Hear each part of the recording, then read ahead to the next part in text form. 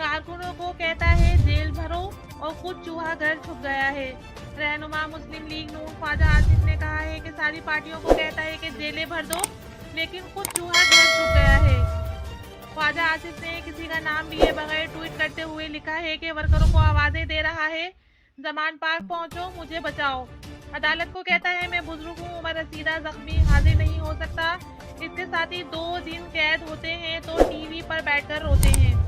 उन्होंने साबिक वज़ीर-ए-आज़म नवाज शरीफ का हवाला देते हुए ये भी लिखा है कि नवाज शरीफ था बेटी का हाथ पकड़े वतन वापस कैद काटने आ गया था। शेख रशीद, शहबाज, गुल, फवाद चौधरी और आजम सवाती 10 दिन भी जेल ना गुजार सके।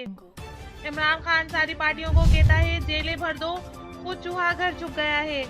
वर्करों को आवाजें दे रहा है, जमान पार्क पहुंचो, मुझे बचाओ। अदालत को कहता है मैं बुजुर्ग, उम्र रसीदा, जख्मी हूँ, हाजिर नहीं हो सकता।